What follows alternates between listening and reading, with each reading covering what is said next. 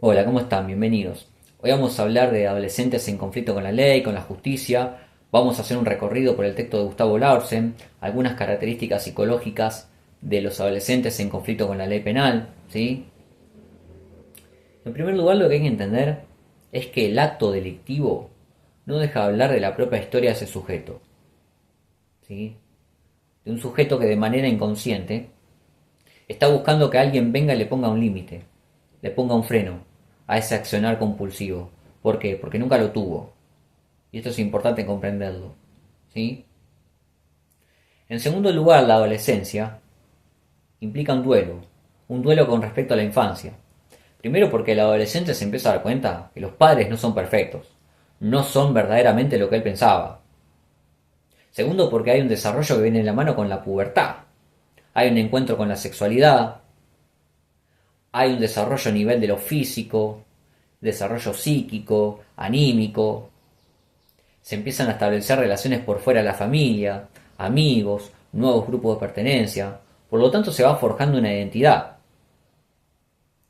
Y en este proceso es esperable que el adolescente cuestione la autoridad de los padres, los desafíe, los provoque, les conteste mal. Y no quiere decir que los padres no hagan nada, sino que es esperable que pase. ¿Sí? Y acá está el verdadero problema. Cuando esa transgresión se manifiesta en el orden público, por ejemplo bajo un delito, porque ya hay un daño a un tercero, porque ya se perturba el orden público, porque ya hay un cuestionamiento, un desafío a la autoridad simbólica, a la ley, a lo que está permitido y a lo que está prohibido básicamente. Ahí está el verdadero problema. ¿Sí? Insisto, como decía en el principio del video, el acto delictivo está atravesado por un contexto y no se trata de justificar, no se trata de decir cometió un delito porque es pobre, porque eso no tiene nada que ver, ¿sí? Sino de entender que por lo general los contextos de vida de estos sujetos están atravesados por una amplia marginalidad. Y no marginalidad en términos de pobreza material, porque eso no tiene nada que ver, sino de una marginalidad que se manifiesta en la falta de límites, en la falta de autoridad, ¿sí? En la falta de internalización de los límites, de lo que está permitido y de lo que está prohibido básicamente, en el respeto por el otro, en la empatía por el otro. Y eso viene de la mano también con la falla de las instituciones. ¿Por qué? Porque cuando las instituciones fallan, la gente va a tender a hacer lo que quiera. ¿Sí? No va a haber límite. Por lo tanto, ¿qué se ve en estos contextos? Bueno, por lo general se ven progenitores que son altamente indiferentes o por el contrario, son muy violentos. Acá ya encontramos la falta de un primer límite. ¿Sí? No hay límite entre los dos polos. Porque por un lado, o son altamente indiferentes, no les importa lo que el hijo haga, por lo tanto el adolescente va a tender a hacer lo que quiera, o por el otro, castigan excesivamente. No hay límite entre estos dos polos. ¿Y cómo castigan excesivamente? Violencia física, maltrato psicológico, abuso sexual. También hay, digamos, un contexto que facilita los consumos problemáticos, drogas, alcohol. Hay una normalización del delito. Se normaliza que robar, que delinquir está bien. Insisto, esto viene de la mano con la falla de las instituciones. ¿Sí? Por lo tanto, tenemos que considerar que el contexto influye, que no justifica, pero que influye. ¿Sí? Segundo, ¿cómo se ven algunas características psicológicas de estos adolescentes? Bueno, por lo general lo que explica el autor es que hay una visión muy egocéntrica. ¿Sí? ¿Por qué? Porque todo pasa por ellos, básicamente. No hay una noción del otro, una noción adecuada del otro, de lo que el otro pueda estar pensando, pueda estar sintiendo, o pueda llegar a pensar, cómo se pueda sentir. ¿Sí? Son adolescentes que no toleran la frustración, quieren resolver todo inmediatamente, y cuando no resuelven todo inmediatamente, van a tender a ser altamente impulsivos, porque no toleran la frustración. ¿Sí? Según una carencia en términos simbólicos. ¿Por qué? Porque actúan antes que razonar. Esto se ve mucho, alta impulsividad. ¿Sí? Por lo tanto, ¿qué se puede hacer? Bueno, acá también viene la mano con entender que castigar el cuerpo, no necesariamente implica que se asuma una responsabilidad propia. Y esto se ve mucho. Que insisto, también viene de la mano con las instituciones. Por ejemplo, la cárcel promete corregir. No termina corrigiendo, termina empeorando. ¿Sí? Entonces, vuelvo. No es lo mismo castigar a que verdaderamente el sujeto asuma su propia responsabilidad. Esto en psicoanálisis tiene que ver con la responsabilidad subjetiva. ¿Por qué?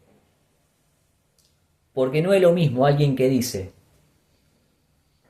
yo robé por pobreza, porque soy pobre, yo robé porque me siento bien así, porque me pinta hacerlo, a alguien que también robó, por ejemplo, pero se cuestiona eso, se cuestiona sancionar. Dice, bueno, sí, robé, lo reconozco, no sé por qué lo hice, podría haber hecho otra cosa, estoy verdaderamente arrepentido.